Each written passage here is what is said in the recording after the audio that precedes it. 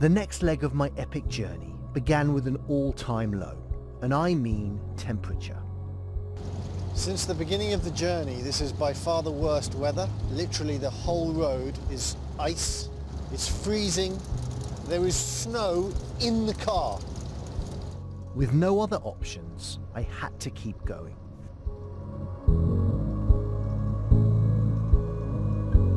But I pulled over when I came to one of the most historic sites in Western Canada, the Signpost Forest. I'm stuck in the snow. I'm not joking. I'm stuck. This all began in 1942, when a homesick GI hung a sign for his hometown as a joke. 8 decades later, an estimated 80,000 road signs, welcome signs and license plates from countries all around the world are mounted on nearly 2 acres of land. It's actually quite profound to be here. I mean, the Alcan Highway is famous, and all these people have crossed it. And they've left a little bit of themselves, a little bit of history, of their towns, of their country. It's peaceful. I like it. Maybe I'll come back in the summer. While touring the site, I was approached by a remarkable indigenous man with a charm I knew I would never forget. You hardly ever see vehicles like this. Yeah? No. So do you know that I'm driving from Alaska all the way down to Argentina? That's going to be a trip. Yeah. And I'm doing it with no money. Oh, that's even... You know, a lot of people are going to stop you. Yeah, Yeah. they have. People have been so kind. Really? It's amazing. So what's your name? Noata. Nowata. Yeah, it What- means leader of the Wolverines. I was raised up in the bush. And then 64, I was 5 years old. They found out that I was living in the bush. By yourself? No, it was my parents. Okay. And the residential school, they took me. And from 64 till 1970, I was in residential school. What's a residential school? They tried to take the Indian out of me, to make me like you, Why would they do that? so they can control us. The government can control us. For well over 100 years, indigenous children were legally ripped from their families and sent to government-funded and church-run assimilation schools. What does it feel like to see your culture destroyed? At times it feels like the inside of me is being ripped apart. Inside, literally. That's why I have to go into the bush and gain strength and come back and help people. Don't matter skin color. We have to live here. I have done a lot of reading on Native Americans, and I'm ashamed of what we did to you. But you know what? They couldn't take away our laughter. That's the main thing. Keep that, we can do anything.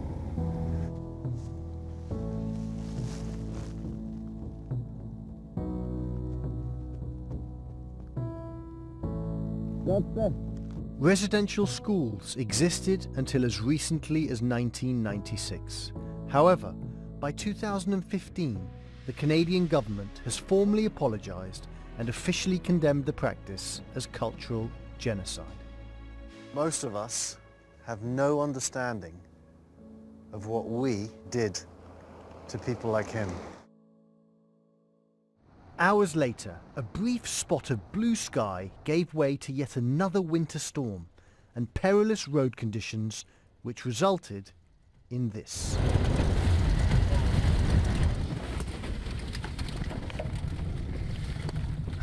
My second car crash of the week. Okay, so this happened. I decided to get a head start at digging out kindness 2, but without help or proper tools, this would take hours in already freezing weather. I guess I just have to wait until someone comes to help. And hope I don't freeze to death. When some trucks arrived, I thought I was saved. I could take you up to the road to the nearest place that's open. You could call a wrecker, tow truck. That would be for me to turn around here would be too hard. Yeah, can we call a tow truck then? I don't know if I get any service here. But I was wrong.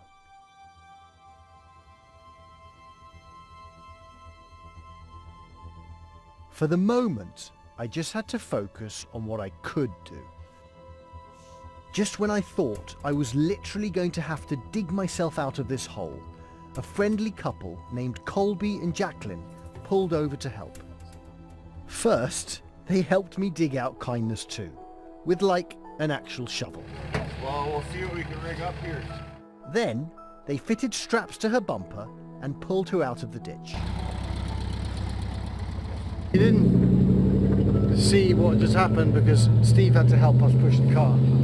But these fine people from Canada helped us pull the car up. And now we're no longer stuck. But I soon realised it wasn't going to be quite as simple as that. A, that we're leaking gas, and B, that the wheels must turn.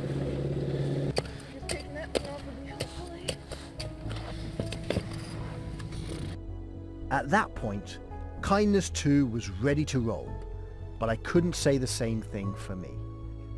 Is there any way that you guys can follow us in case something bad happens again? I would prefer it, actually. Yeah? Gladly follow you. Oh,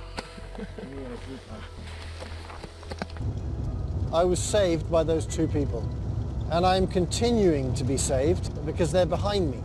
For the next few hours, Colby and Jacqueline followed me dutifully. When it became dark, I decided to pull over, just to be safe. I felt like you were watching over me, truly. I cannot thank you enough. But now, the problem at hand became, could I find a place to stay for the night? I feel a bit guilty asking you this, but I honestly have no other choice. I didn't realise that this town is just this lodge. It is, yes. Yeah. If it wasn't dark and I wasn't in the middle of nowhere, I'd just keep on going. And honestly, I will literally sleep on the couch. Can we have a couch for him to sleep on? Yes, we can. Yeah. You're welcome, buddy. But through all of it, Colby and Jacqueline waited to make sure I was going to be okay. They're letting me stay in and they're about to feed me. But honestly, thank you. The new day started with a gift of fuel and more warnings about Canadian road hazards, as if I didn't already know. I saw a collision with a buffalo up near Liard there about 2 months ago, and the car just blew up. Parts of it in every direction, it just kind of came apart when it hit the buffalo. So therefore, if this hits a buffalo... They're going to come apart. Shane, Good talking with good you. to meet you, man. Thank you so much. Back out on the road, when I saw dozens of roaming bison, I slowed down, not just for safety, but to enjoy the view. Speaking of views, the Canadian Rockies are simply magnificent. I can't believe I'm about to say this, but I actually feel the left side of my face is on fire because of the sun. And just when I thought happy days were here again. Okay, so the car smells like it's on fire. And because I never went to mechanic school, all I can do is look at my engine and pray. To be honest with you, I think it's the clutch because I've been going in third gear up these hills. So I decided to roll the dice. I have to hope it's the clutch. I'm just going to keep going and see what happens. Before I left Canada, however, there was one thing I really wanted to do, assuming, of course, I could find the place. After a few wrong turns, I think I have found the mecca of curling in Dawson Creek. Okay, that's not it. Okay, so it turns out that wasn't the mecca of curling in Dawson Creek. This is the mecca of curling. First, I needed to find a kind Canadian curling coach. I am Leon. That's how I met Glenn. Well, the most important thing is not land on your head. It's slippery out there. Why are they screaming? What they're doing is they're telling people to sweep hard, hard. Faster you go, the better it is, right? Okay, sweep. Hurry. Well done. Woo, right there. Wow, man, that is tiring. Yeah, it is. You got to do that up and down. Seriously, man, when I watch this on TV, It's not as it bad. looks so easy, but it's not. So when you push out, that amount that you push out, just let it go. There you go, now light. There you go. Heavy, heavy, heavy! I have to say, curling is both harder and much more fun than it looks. Who won? Who's closest to center? This is interesting. I think Yeah. I won. I told you I'd make you a professional. Woo! Afterwards, Glenn offered me lunch and an opportunity to find a bed. My question to you today is who is willing to put a bald Englishman up for the evening? $10.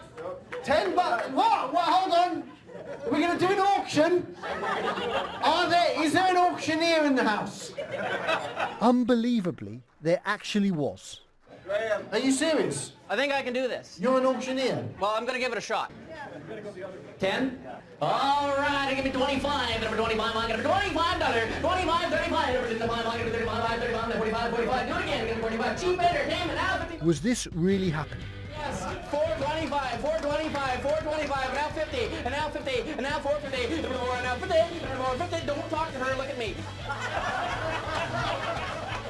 475, 475, 475, 475. You can trick them, I know it. 550 going once, going twice, $550. Anybody else? Before I miss you, gonna be 550.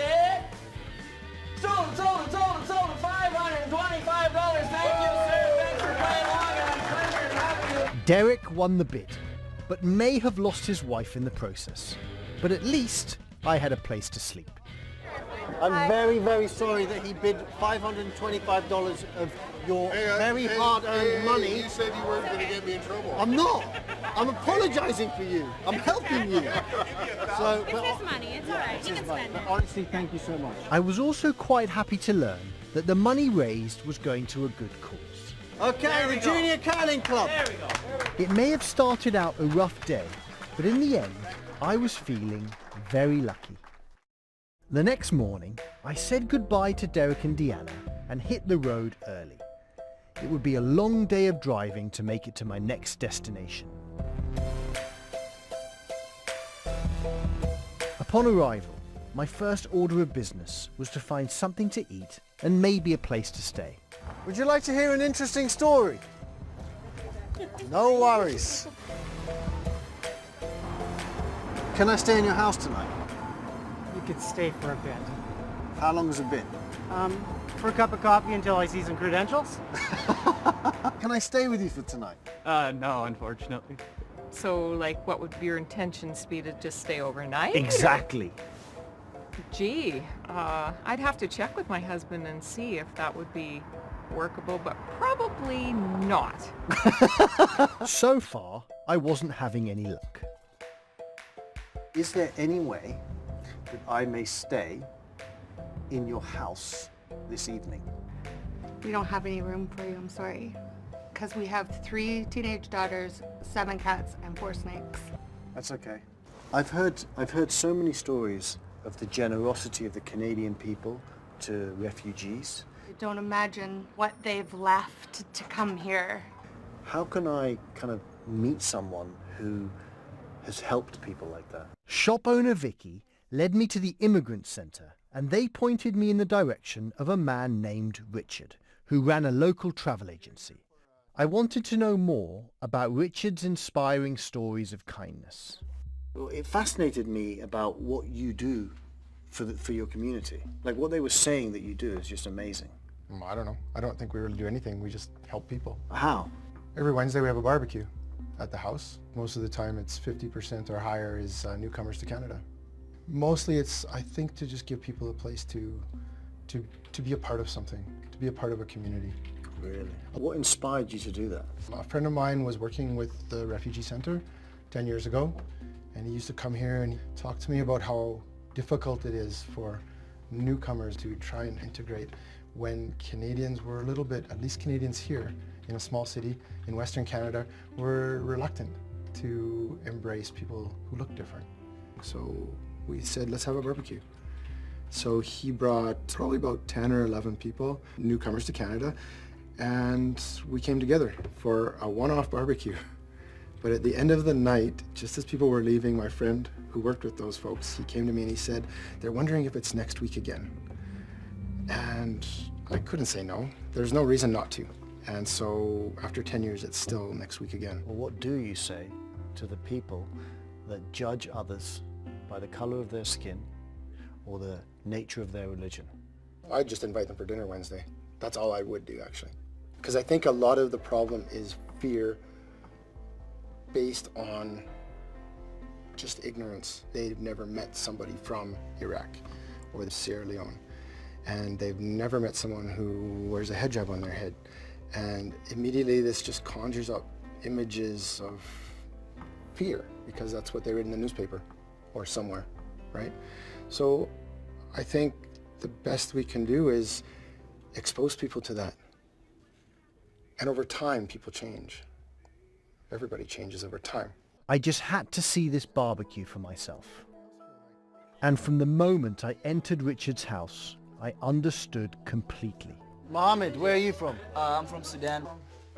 Belgium. So it's Belgium against Egypt. We are from Congo, but we were refugee in Namibia for 17 years. She was in the camp. Me, I was 12 years in the camp. You were in a refugee camp, for yeah. 12 years. For 12 years. It was a United Nations of cultures and beliefs, sharing a common smile, and even, if just for one night, a sense of belonging. We have 3 birthdays this week. Love chaos. I also came to understand the impact of Richard's decade-long commitment to thousands of people who stood in this room before tonight. How many times have you been to this barbecue? 8 times. How did Richard help you? Even if you're new, like you get to know a lot of people, like make friends. He helped me about some food. One of Reggie's hero. Everyone will give you 1,000 reasons why they don't want people at their house, but he's yet hosting so many people every single weekend. You help my family. You're a good guy.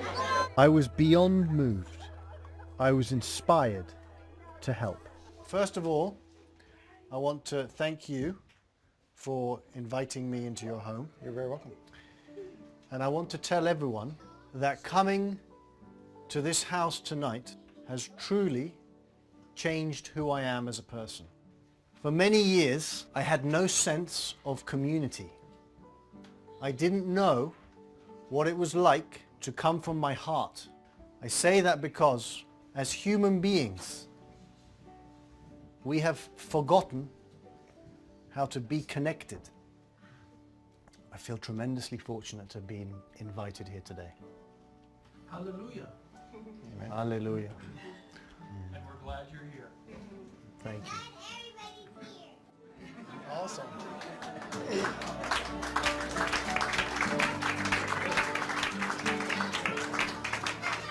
So as many of you know, I'm traveling from Alaska to Argentina, relying on kindness. Just kindness. Well, I'm here today to tell you that that's not exactly how it works. When I meet people who touch me in a profound way and make me feel human again, I want to give back, because I became aware of how important it is to have a sense of community. We are all the same. So this evening, what I am going to do is give back some kindness, So for the next 12 months, every single piece of food, every single drink that you eat in Richard's house, I will pay for.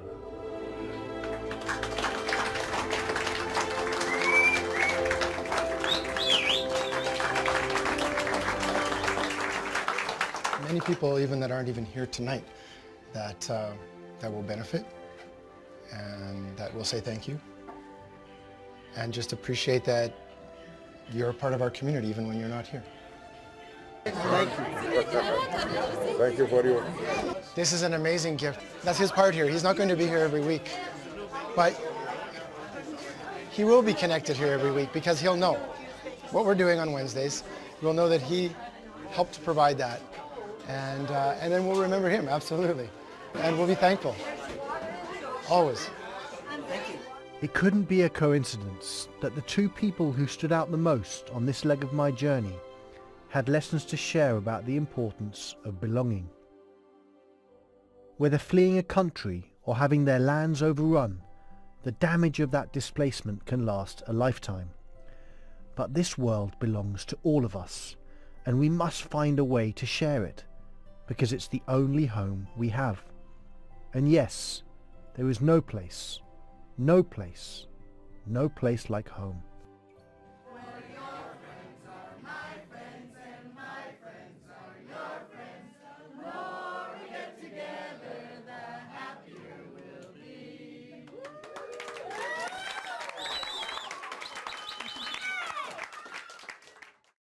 Next time. Out of curiosity, why do people do this? We really are in the middle of the woods. Can I stay with you tonight, mate? Not tonight, no. Also dream